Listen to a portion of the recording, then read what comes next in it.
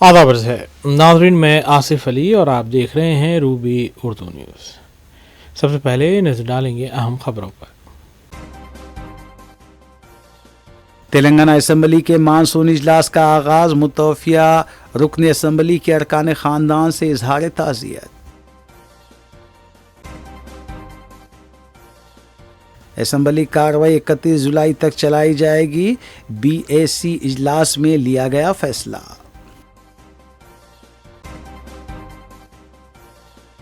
मरकजी बीजेपी हुकूमत की जानिब से पेश किया गया बजट मायूस कुन, BRS वर्किंग प्रेसिडेंट KTR का बयान।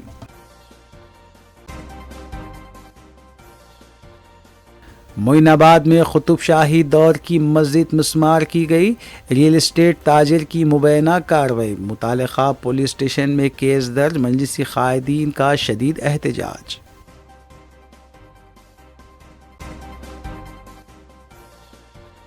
रायजनी में मुलविस 2 मुलजिमीन गिरफ्तार, 11 लाख रुपये मालियती तिलाई चेन बरामद, राजेंद्र नगर पुलिस की कार्रवाई।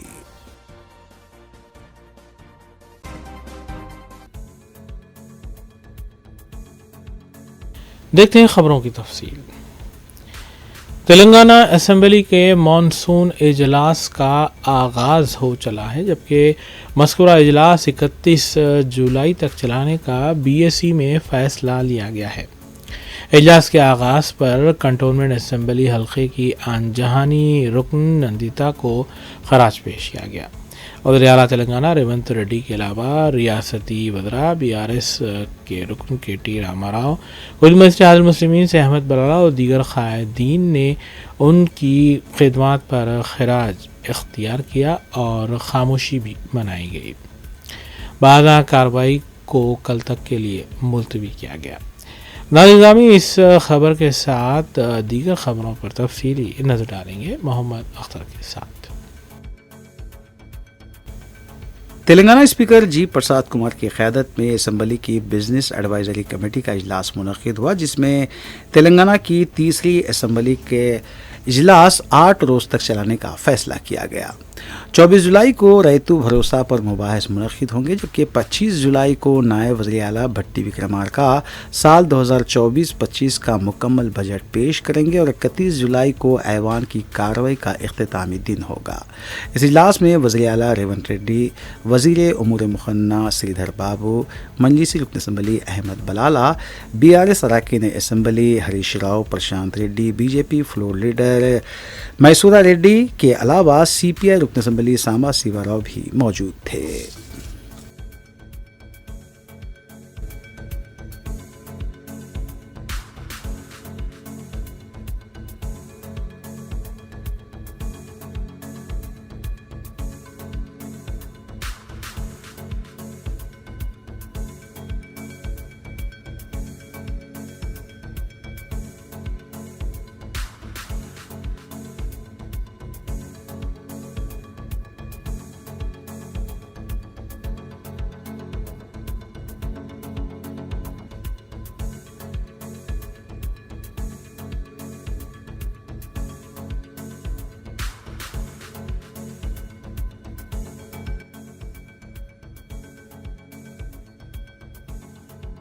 तीसरी तेलंगाना असम्बली के तीसरे सेशन के पहले रोज़ ऐवान में सिकंदराबाद कंटोनमेंट की BRS रुकन असम्बली कुमारी नंदिता की हादसे में मौत पर ताज़ियती करारदाद पेश करते हुए 2 मिनट की खामोशी मनाई गई। बरसर इक़्तिदार जमात कांग्रेस और अपोजिशन ने रुकन असम्बली नंदिता की अवामी खिदमात को खराज पेश करते हुए उनके अफराद ख़ानदान से इजहार हमदर्दी की। वज़ीर आला रेवंत रेड्डी, रियासती वज़रा श्रीधर बाबू, पूनम प्रभाकर, BRS अरकान assembly KT Ramarao, Srinivas Yadav, Vivekanand Gandhi, MIM रुकन assembly Ahmed Balala, BJP floor leader Maisura Reddy और रुकन असम्बली सांबा शिवाराव ने कुमारी नंदिता की मौत पर अफसोस का इजहार किया। వారి వారసురాలుగా వచ్చిన లాస్య నందిత గారైనా ఆ సందర్భంలో ఉండి ఉంటే చాలా సంతోషపడి ఉండేవాళ్ళు, ఎందుకంటే సాయన్న గారి ప్రజలకు ఇచ్చిన మాట నెరవేరిందని. కానీ దురదృష్టవశాత్తు లాస్యనందిత గారు కూడా ఈ కంటోన్మెంటు అత్యంత కీలకమైన సమస్యల పరిష్కార సమయంలో వారు మన మధ్యత లేకపోవడం బాధాకరమైన విషయం. ఏది ఏమైనా కంటోన్మెంట్ ప్రజల హృదయాలలో సాయన్న గారు కానీ సాయన్న గారి కుమార్తె వారసురాలు లాస్యనందిత గారు కానీ శాశ్వతంగా ప్రజల హృదయాలలో నిలిచిపోతారు. తప్పకుండా వారు ఏదైతే ఆలోచనతోని ఏదైతే ప్రాంత ప్రజలకు సేవ చేయాలన్న ఆలోచన ఉన్నదో మిగిలిపోయిన పనులు ఉన్నాయో అవన్నీ ప్రభుత్వం తప్పకుండా పూర్తి చేస్తుంది. వారిని చిరస్థాయిగా గుర్తుపెట్టుకునే విధంగా ఈ ప్రభుత్వం ఆ పనులను ముందుకు తీసుకువెళ్తుంది. అందుకే అధ్యక్ష, ఆమె మృతి పట్ల ప్రగాఢ సంతాపాన్ని నేను ప్రకటిస్తున్నాను. శోకార్తులైన వారి కుటుంబానికి ప్రగాఢ సానుభూతిని తెలియజేస్తూ ఈ తీర్మానాన్ని ప్రవేశపెట్టడం జరిగింది. అధ్యక్ష శ్రీ బలాల గారు.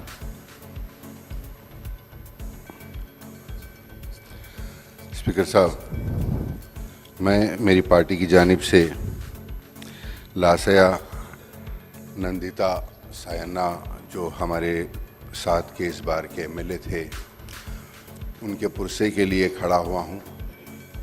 जो सायन्ना साहब भी जुमला 5 बार इस असेंबली के अंदर उन्होंने उनके हलके के लोगों की नुमाइंदगी की। पहली बार वो तेलुगु देशम से कामयाब हुए थे।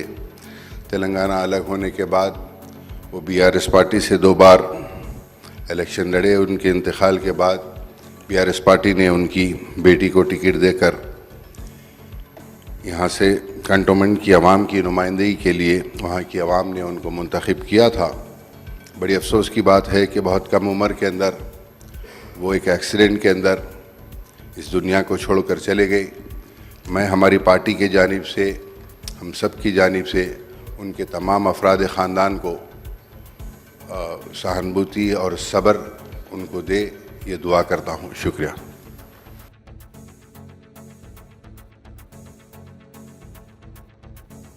तेलंगाना असेंबली के बजट इजलास का आगाज़ मंगल के रोज़ कौमी तराने से हुआ। नायब वज़ीर आला भट्टी विक्रमार्का और वज़ीर उमूर मुक़न्ना श्रीधर बाबू ने ऐवान की क़दीम रिवायत को बरकरार रखते हुए अपोजिशन की बेंचों के पास पहुँचते हुए बीआरएस अरकान असेंबली KT रामाराव, हरीश राव, श्रीनिवास यादव और बीजेपी अरकान असेंबली से खुशगवार माहौल में मुलाकात की और चंद मिनट तक आपस में बातचीत भी की।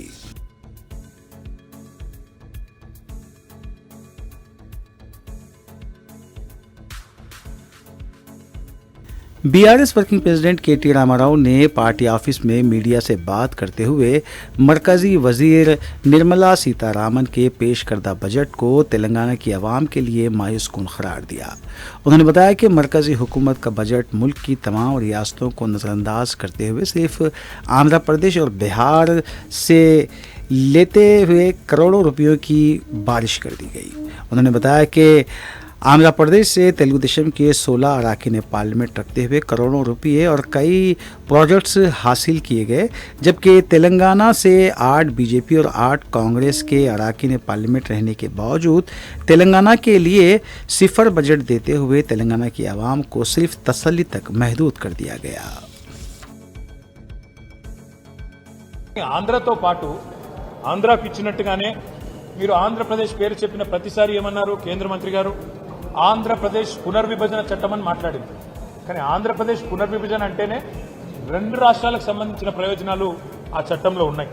కానీ మొత్తం స్పీచ్ కాపీలో ఎక్కడ కూడా కనీసం తెలంగాణ అన్న పదం కూడా మంత్రి గారు మాట్లాడకపోవడం బాధాకరం. సరే, ఆంధ్రప్రదేశ్కి బ్రహ్మాండంగా డబ్బులు ఇచ్చారు. అమరావతికి 15,000 కోట్లు, తర్వాత భవిష్యత్తులో ఇంకా అవసరంగా అయితే ఎక్కువ డబ్బులు ఇస్తామన్నారు. అదేవిధంగా పోలవరం నిర్మాణానికి సంపూర్ణ సాయం చేస్తామన్నారు. అదే మాదిరిగా ఆంధ్రప్రదేశ్లో మరి పారిశ్రామిక అభివృద్ధికి ప్రత్యేక సహకారం ఇస్తామన్నారు. వైజాగ్ చెన్నై ఇండస్ట్రియల్ కారిడార్స్ పెడతామన్నారు. అదేవిధంగా కొప్పర్తి ఓర్వకల్లు ఇండస్ట్రియల్ జోన్స్కి అక్కడ ఎలక్ట్రిసిటీ, వాటరు, రోడ్స్, హైవేలకు ప్రత్యేక నిధులు అన్నారు. వైజాగ్ చెన్నై కారిడార్ కూడా డబ్బులు. అదేవిధంగా బెంగళూరు కూడా, హైదరాబాద్ బెంగళూరు కారిడార్ కూడా డబ్బులు ఇస్తున్నామన్నారు. అదేవిధంగా ఆంధ్రప్రదేశ్లోని వెనుకబడ్డ ప్రాంతాలకు ప్రత్యేక ప్యాకేజీ అన్నారు. రాయలసీమ, ప్రకాశం, ఉత్తరాంధ్ర జిల్లాలకు ప్రత్యేక ప్యాకేజీ అన్నారు. మాకు ఆంధ్రప్రదేశ్కి ఇచ్చిన దాని మీద దుగ్ధ లేదు, బాధ లేదు, అసూయ లేదు. తెలుగు రాష్ట్రం, పక్క తెలుగు రాష్ట్రం బాగుపడితే సంతోషించటోళ్ళమే, తప్పకుండా స్వాగతిస్తాం ఆంధ్రప్రదేశ్కి ఇచ్చిన దాన్ని. కానీ కేవలం ఆంధ్రప్రదేశ్కు బీహార్కు రెండింటికే ఇస్తూ మిగతా 26 రాష్ట్రాలను మరి చిన్నచూపు చూడడం అనేది నిజంగా బాధాకరం. ఆంధ్రప్రదేశ్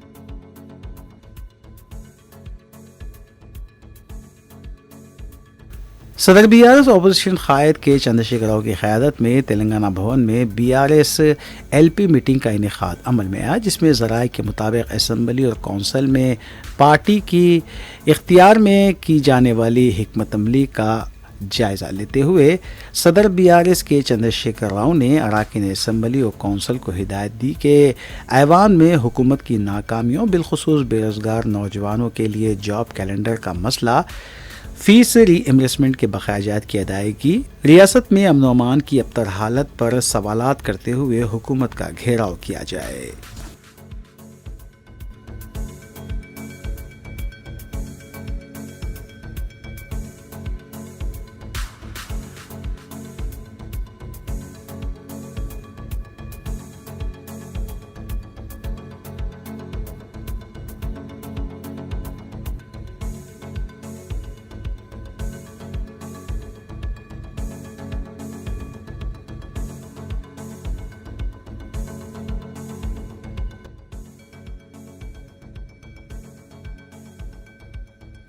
बीआरएस रुकन असम्बली हरीश राव ने असम्बली मीडिया पॉइंट पर मीडिया से बात करते हुए असम्बली की कार्रवाई को सिर्फ 8 दिन तक महदूद करने की मजम्मत करते हुए बताया कि उन्होंने बीएससी मीटिंग में ऐवान की कार्रवाई को कम से कम 15 दिन तक मुकर्रर करने के सिलसिले में नुमाइंदगी की थी। हरीश राव ने वज़ीर आला से मुतालबा किया कि फौरी तौर पर फीस रीइन्वेस्टमेंट के बकायाजात की अदायगी करे और नए राशन कार्ड सरबराह करने के इक़दाम करें। उन्होंने बताया कि कांग्रेस हुकूमत असम्बली इंतखाबात के मौके पर आवाम से किए गए वादों को पूरा करने में नाकाम है।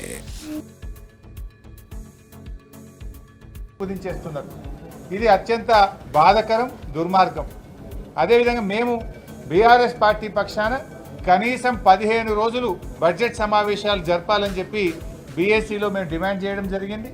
అంతేకాకుండా మేము ప్రధానమైనటువంటి అంశాలు ఒక 9 అంశాలు ప్రభుత్వం ముందు మేము బీఎస్సీ సమావేశంలో పెట్టాం, స్పీకర్ గారి ముందు పెట్టాం.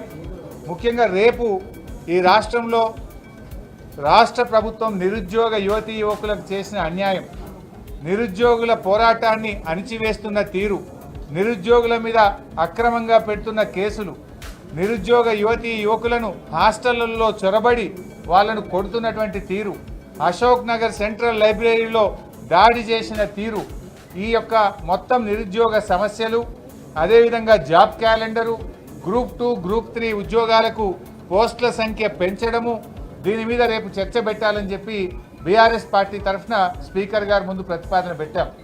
రేపు నిరుద్యోగుల ఎజెండాను తప్పకుండా చేపట్టాలని, దీన్ని మీద చర్చ జరపాలని, ఈ రాష్ట్రంలో లక్షలాది మంది నిరుద్యోగ యువతీ యువకులను కాంగ్రెస్ పార్టీ మోసం చేసింది. మీరు ఆ రోజు వాళ్ళకు పంచరంగుల ప్రచారం చేసిండ్రు, కలలు చూపించిండ్రు, జాబ్ క్యాలెండర్ ఇస్తామని, 2 లక్షల ఉద్యోగాలు ఇస్తామని ఫుల్ పేజ్ అడ్వర్టైజ్మెంట్లు ఇచ్చి ఇవాళ వాళ్ళను రోడ్ల మీదకి తెచ్చినారు, వాళ్ళ మీద అక్రమ కేసులు పెడుతున్నారు.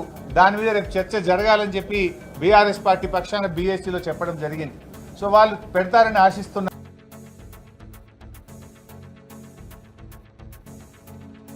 तेलंगाना असम्बली बजट इजलास का आज से आगाज़ हुआ है। बीआरएस के अरकान असम्बली आज केटीआर की क़यादत में पहले गन पार्क पहुंचे। तेलंगाना के जहदकारों को खराज पेश करने के बाद बीआरएस के अरकान असम्बली आए।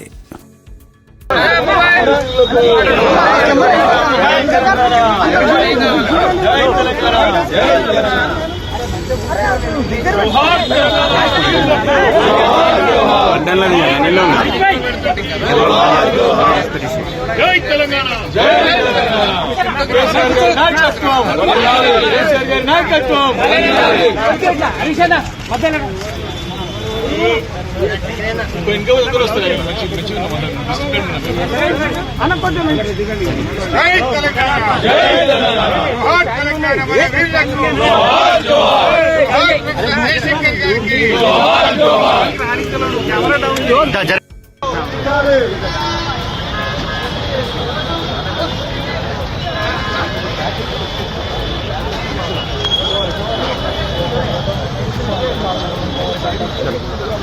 మీరు తప్పుదారిపోతారు మీరంతా.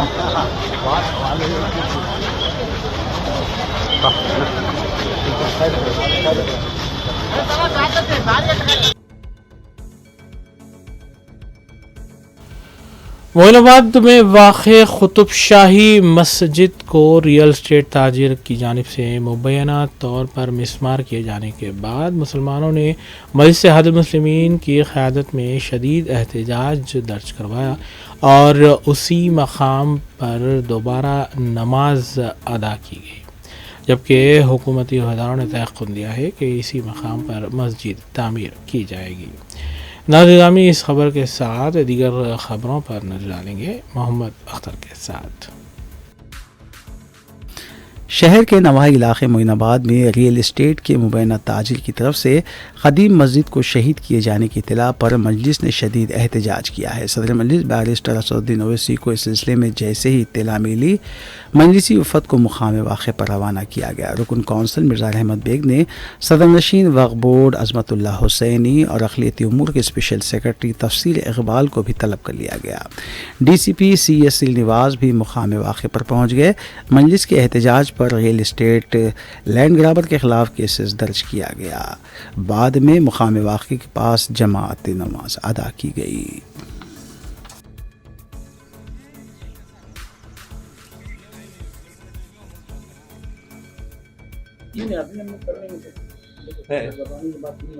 JCP लगाना है, अपन वहीं जाएंगे, मंच साहब को ले जाएंगे, काम शुरू करा देंगे, तो सुबह में मिलेंगे।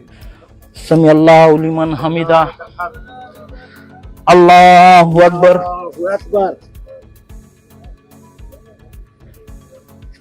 अल्लाहु अकबर, अल्लाहु अकबर। मस्जिद का संगे बुनियाद रखे हैं और यहाँ पे ईशा की नमाज भी अदा करे हैं। इसको कबूल फरमाइए अल्लाह ताला। और हम यही आपसे दुआ करते हैं अल्लाह ताला जल्द से जल्द ये मस्जिद बन जाए, फिर से यहाँ पर आबाद हो जाए। हय्या अला सलाह हय्या अल फलाह की यहाँ पर आवाज़ गूंजे। और आज जो है शाम को मुझे इत्तला मिली कि यहाँ पे मोइनाबाद में जो एक हमारा वक्फ बोर्ड का एक मस्जिद थी, कदीम मस्जिद थी, शायद 300-400 साल पुरानी मस्जिद थी, उसको शहीद किया गया। जैसे ही हमको लोकल पुलिस के थ्रू ये इत्तला मिली तो हम लोग जो है यहाँ पे स्पॉट पे आए। फ़हीम भाई, अपने MLC साहब, रहमत बेग साहब, वक्फ बोर्ड के चेयरमैन साहब, अजमतुल्लाह साहब, हमारे CO साहब, ये सारे लोग यहाँ पे स्पॉट पे आए। उससे पहले जो है यहाँ के मुकामी लोग भी आ चुके थे, पुलिस स्टेशन में भी आ चुके थे। पुलिस स्टेशन में आने के बाद जो है पुलिस के थ्रू जो है प्रॉपर कोऑपरेशन मिला। पुलिस जो है बहुत ही स्पीडली इसमें काम की है और इमीडिएटली जो है कुछ लोगों को JCB को भी सीज़ किया गया है। पुलिस जो है इसमें फर्दर कार्रवाई कर रही है, आगे बढ़ रही है। इंशाअल्लाह ताला जो है पुलिस लॉ के और मेरिट के हिसाब से काम करेगी और प्रॉपर सेक्शन में, प्रॉपर धाराओं में केस बुक किया गया है, वो हमको भी बताया गया है, जो कि प्रॉपर है। और हम लोगों ने भी लोकल DCP साहब से रिक्वेस्ट किया है कि जल्द से जल्द जो इस बुरे काम में जो लोग थे उनको गिरफ्तार किया जाए। और इसके साथ ही साथ जो है मस्जिद जो यहाँ पे शहीद हुई है आज, उस मस्जिद के लिए हम लोग इमीडिएटली उसका आज बुनियाद भी रखे, संगे बुनियाद भी रखी गई है। यहाँ पे यहाँ के जो लोकल इमाम साहब हैं, लोकल के यहाँ के जो मुकामी लोग हैं, वो सब लोग फ़हीम साहब के सामने, MLC साहब के सामने, अजमतुल्लाह साहब के सामने, ये सब लोगों ने इस चीज़ को पूरे ज़ोर से रखा है कि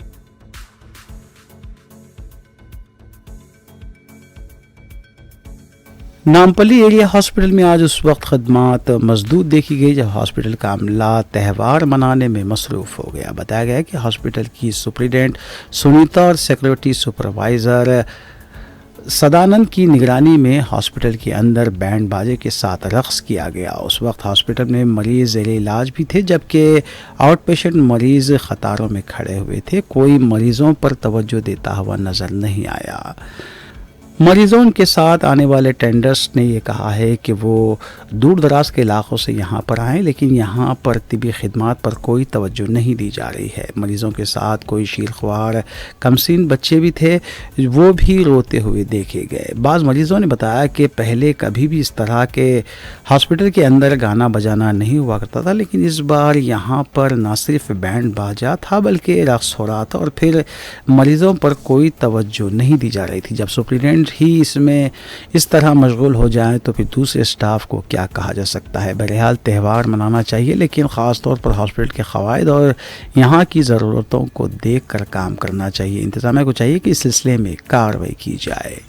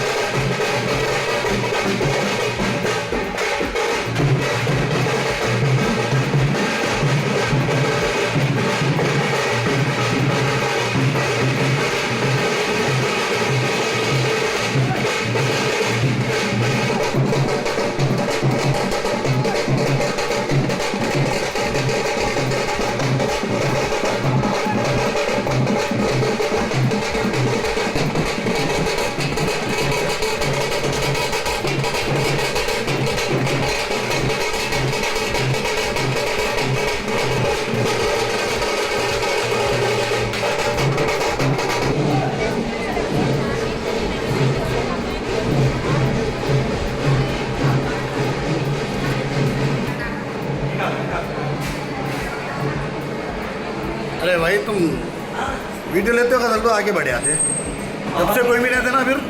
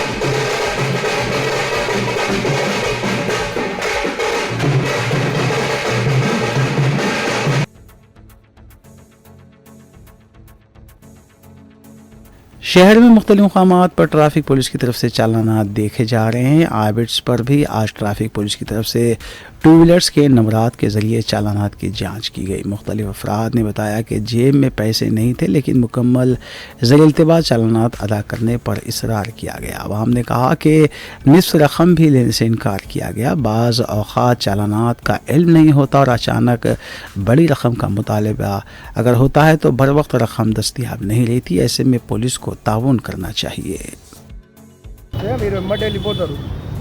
అట్లే ఇట్లే ఇది డీటెయిల్స్ చెప్పకుండా ఉంటే అంతసేపు ఉంటే అంతసేపు ఆగుతారు. మీరు తొందరగా వెళ్ళేది ఉంది కదా, కంప్లీట్ చేయండి డీటెయిల్స్ అవి చెప్పండి, తొందరగా అయిపోద్ది. गाड़ी लेके आने के बाद उसके बाद धमकी दे रहे ना जी।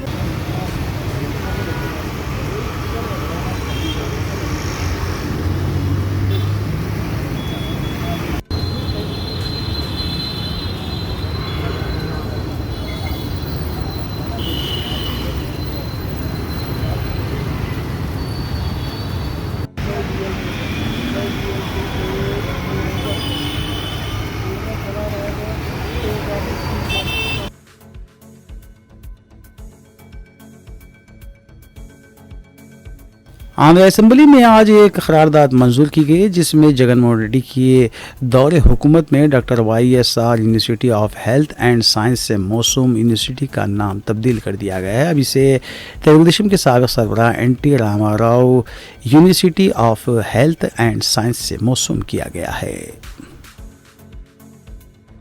ఆరోగ్య కుటుంబ సంక్షేమం మరియు వైద్య విద్యా శాఖ మంత్రి గారు డాక్టర్ YSR ఆరోగ్య విజ్ఞాన శాస్త్రంలో విశ్వవిద్యాలయ సవరణ బిల్లు 2024ను ప్రవేశపెట్టేందుకు అనుమతి కోరుతారు. I beg to move for leave to introduce the Dr. YSR University of Health Sciences Amendment Bill 2024. మంత్రి గారి ప్రతిపాదన సభా సమక్షంలో ఉంది. ఇప్పుడు విషయం డాక్టర్ వైఎస్ఆర్ ఆరోగ్య విజ్ఞాన శాస్త్రముల విశ్వవిద్యాలయం సవరణ బిల్లు 2024ను ప్రవేశపెట్టడం. ఈ ప్రతిపాదనను సుముఖంగా ఉన్నవారు అవును అనండి, వ్యతిరేకంగా ఉన్నవారు కాదు అనండి. అందరూ కూడా అవును అన్నవారు అధికంగా ఉన్నారు కాబట్టి ఈ ప్రతిపాదన అధికంగా ఏకగ్రీవంగా ఉన్నారు కాబట్టి ఈ ప్రతిపాదన ఆమోదించబడింది. బిల్లు సభలో ప్రవేశపెట్టబడింది.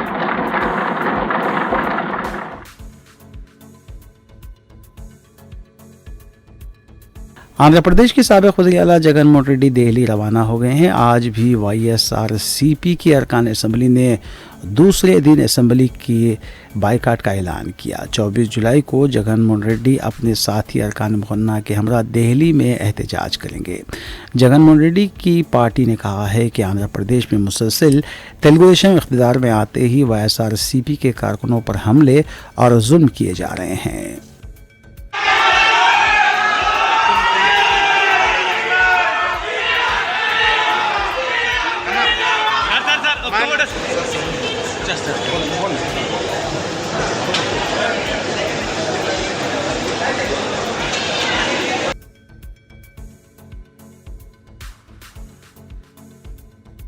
शमशाबाद में 6 साल कमसिन लड़की को जिनसी तशद्दुद का निशाना बनाया गया। इस सिलसिले में एक शख्स को गिरफ्तार किया गया है। मुकामी अवाम की तरफ से पहले मुलजिम को ज़दोकोब किया गया और फिर उसे पुलिस के हवाले किया गया।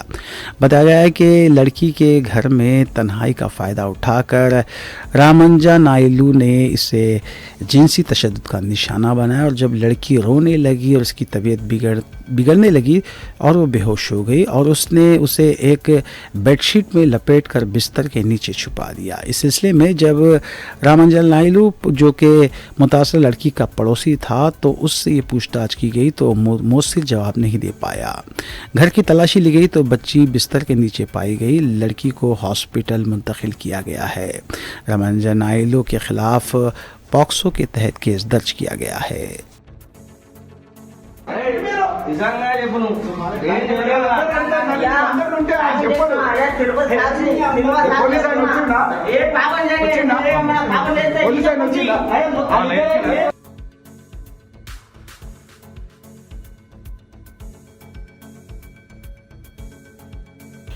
राजनगर पुलिस ने 2 बदनाम जमानत सारिकीन को हिरासत में लेते हुए उनके कब्जे से 15 तोले तलाई चेन जुमला मालियती 11,10,000 रुपये बरामद किए हैं। तफसीलात के मुताबिक कई शिकायतें मौसूल होने के बाद राजनगर पुलिस ने ये कार्रवाई अंजाम दी, जिसके दौरान M पांडू और M सेवैया साकिनान गुंटा तांडा तिम्माजी पेट मंडल नागर कर्नूल को हिरासत में लिया गया। इनके खिलाफ 6 केसेस ज़ेरे इल्तिवा है। पुलिस के मुताबिक मज़कूरा मुलज़िमीन ख़वातीन के गले से तलाई चेन उड़ा लिया करते थे। DCP राजनगर ने इस सिलसिले में मीडिया को तफसीलात से वाकिफ़ करवाया और बताया कि मुलज़िमीन के ख़िलाफ़ शादनगर, शमशाबाद, राजेंद्र नगर में केसेस दर्ज किए गए हैं।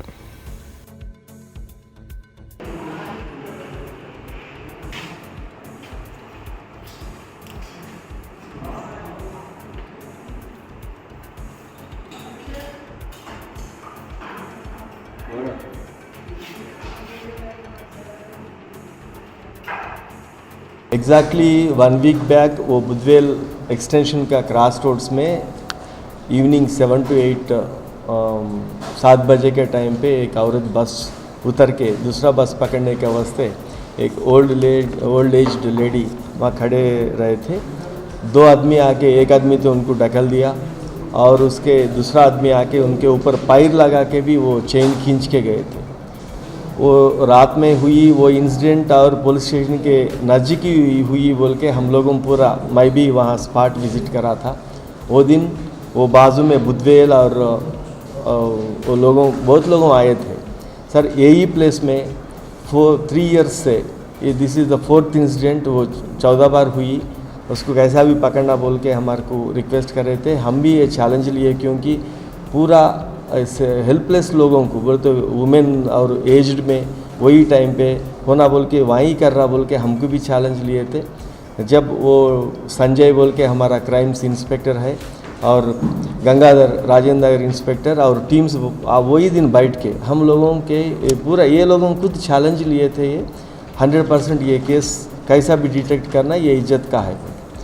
जब ये लोगों ऐसा प्रॉमिस करा लिया, ऐसा ही 1 वीक एग्जैक्टली आज को 1 वीक हुआ, वो 2 स्नैचर्स पकड़ा गया वो, और ये लोगों 6 केसेस में अभी तक इन्वॉल्व हुआ। तो वो 6 केसेस में एक प्रॉपर्टी भी बरामद हुई।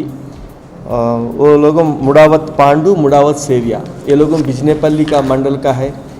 ये पांडू तो 21 केसेस में अभी स्नैचिंग्स और हाउस ब्रेकिंग में गया, और सेविया उनके संगत जो रहा था उन भी 18 केसेस में रिमांड हुआ गया।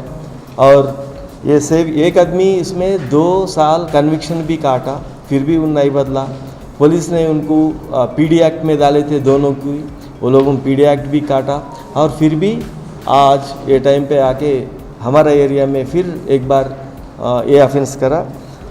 ये केस में बहुत अच्छा क्राइम का कांस्टेबल्स है लखन और चंद्रैया, और हमारा राजेंद्र नगर का क्राइम में वसंत है।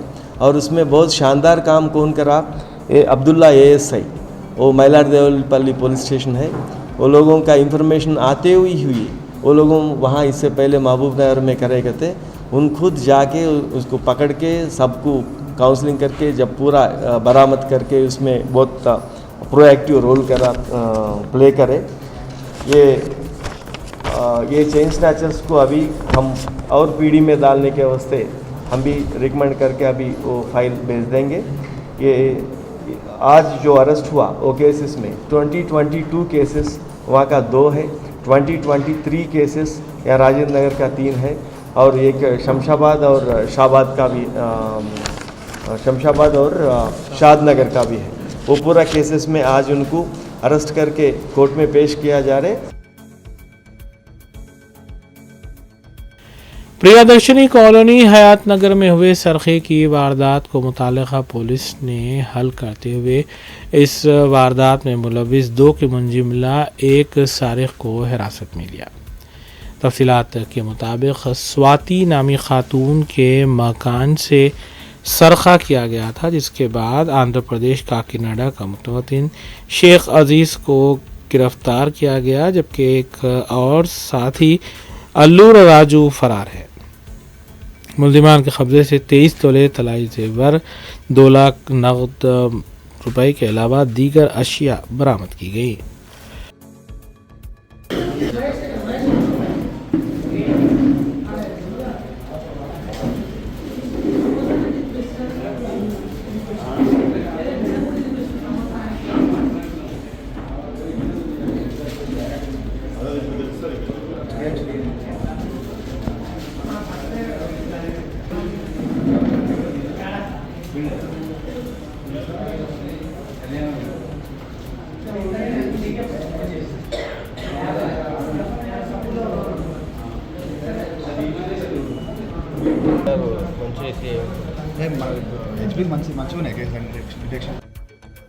అంతర్రాష్ట్ర దొంగ అయినటువంటి అజీజ్ను హయత్ నగర్ పోలీస్ ఇన్స్పెక్టర్ రామకృష్ణ మరియు వారి టీము పట్టుకోవడం జరిగింది.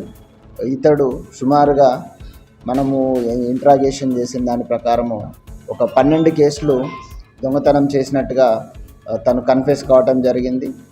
ప్రధానంగా ఇటీవల కాలంలో మనకు హయత్ నగర్లో జరిగినటువంటి ఒక గ్రేవ్ అఫెన్స్ 23 తులాలు పోయినటువంటి కేసుకు సంబంధించి అతడు ప్రధానంగా మనము అతనిని నిందితుడిగా సస్పెక్ట్ చేసి అతని వేరే బోట్స్ ఎక్కడున్నాయని మనం చెక్ చేసి అతన్ని అనుమానాస్పదంగా అదుపులోకి తీసుకున్న తర్వాత వీటితో పాటు ఆ కేసుతో పాటు హయత్నగర్లో జరిగినటువంటి ఇంకో 2 కేసెస్ను కూడా అతడు అడ్మిట్ కావటం జరిగింది. వీటితో పాటు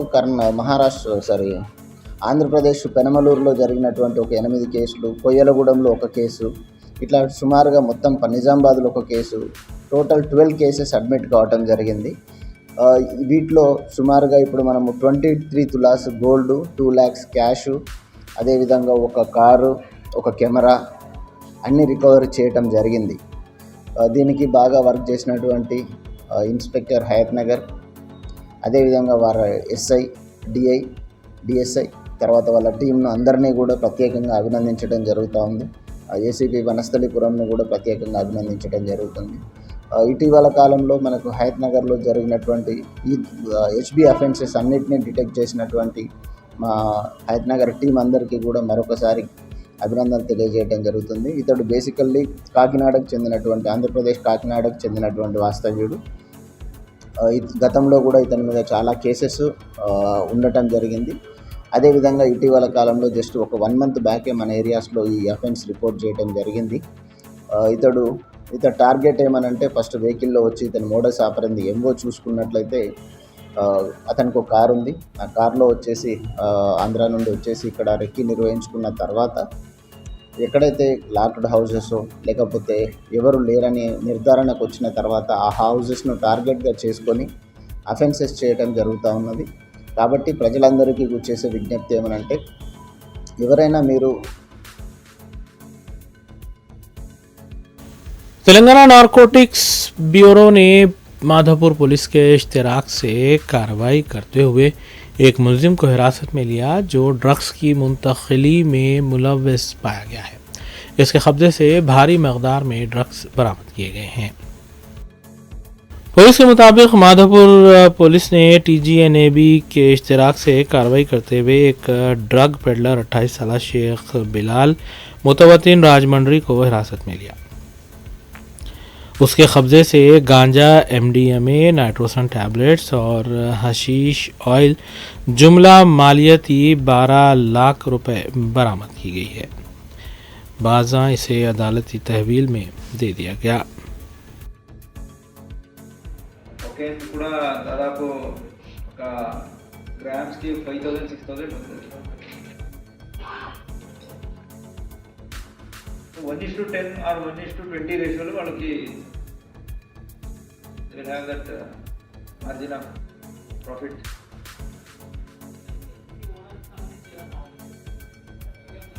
ఇంటి ఓనర్కి ఐడియా లేదు. ఇతను ఇట్లానే నేను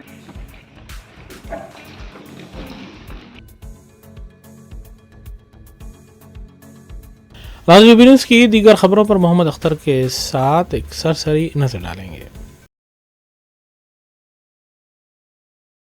आखिर में देखेंगे सुर्खियां एक बार फिर। तेलंगाना असम्बली के मानसून इजलास का आगाज, मुतवफ़िया रुकन असम्बली के अरकान ख़ानदान से इजहार ताज़ियत।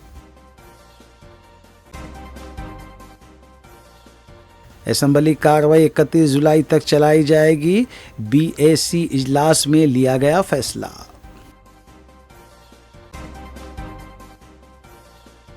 मरकजी बीजेपी हुकूमत की जानिब से पेश किया गया बजट मायूस कुन, BRS वर्किंग प्रेसिडेंट KTR का बयान।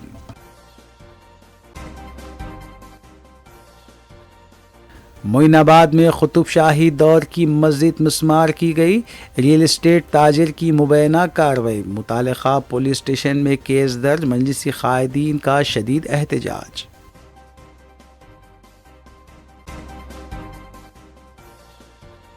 रायजनी में मुलविस 2 मुलजिमीन गिरफ्तार, 11 लाख रुपये मालियती तिलाई चेन बरामद, राजेंद्र नगर पुलिस की कार्रवाई।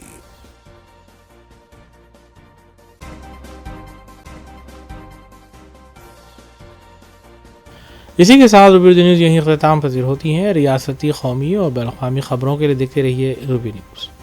हम इस उम्मीद के साथ आपसे इजाज़त लेंगे कि आपका आने वाला दिन अच्छा होगा। अस्सलाम वालेकुम।